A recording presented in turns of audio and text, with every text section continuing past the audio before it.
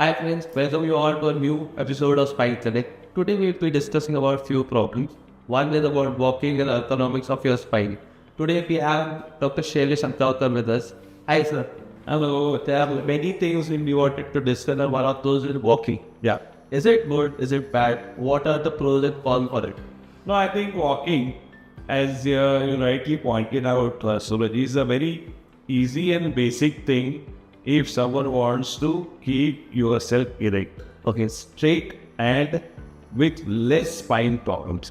Number one, walking will help to keep your core muscles of the tummy, the abdominal muscles, also the spinal muscle. There are a group of erector spinal muscles where we have longessimus, latissimus,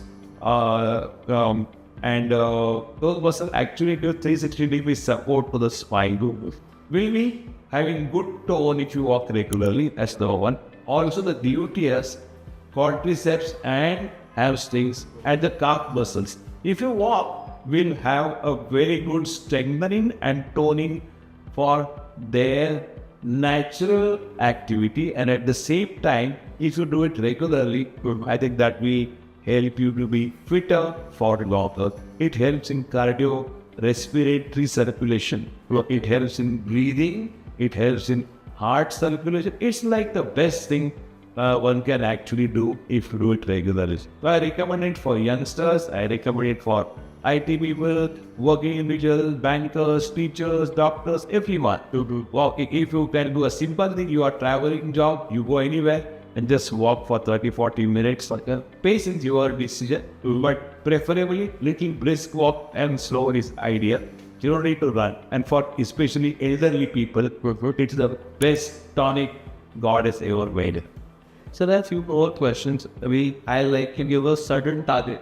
What should be a good range of kilometers a person should walk? Or else if there is any particular footwear you should wear so that they don't have a back pain problem. No, I think that's important. It's not about the distance, but it's about the steps. Okay. Is it like that? 5,000 or 10,000? There is no hard and fast rules.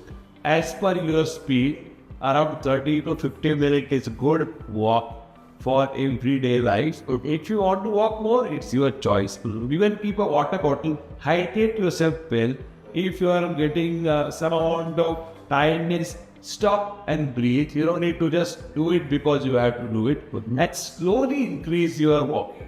Initially you start with 10 to 15 minutes, or maybe for a month. Then you can increase with 5 to 10 minutes. As per your body response, as per your body gives you signals, you accordingly start walking.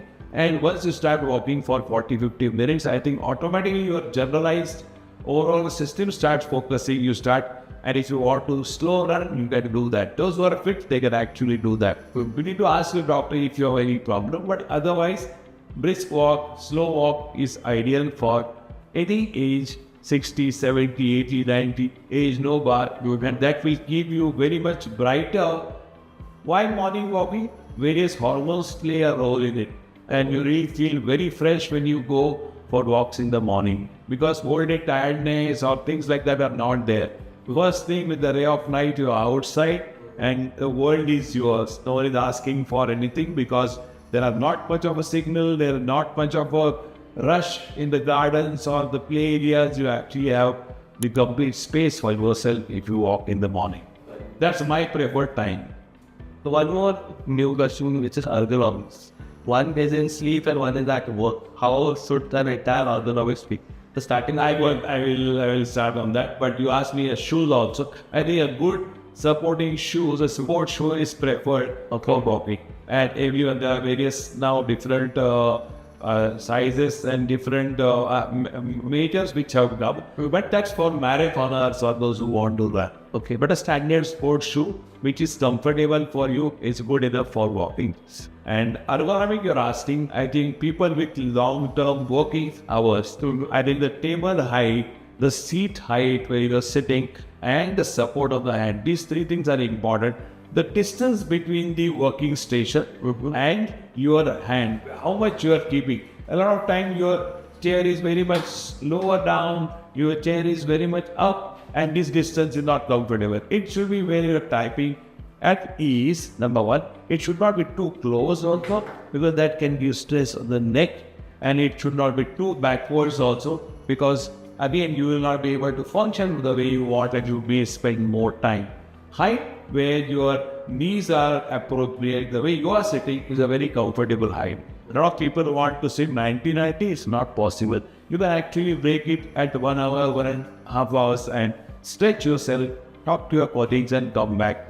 That's a good time, I feel, a good height and support for the elbow, and this is very, very important for people who are working extensively, 8 to 10 hours, 12 hours. They should have hand support that really gives you really a position of comfort, and you really can work better.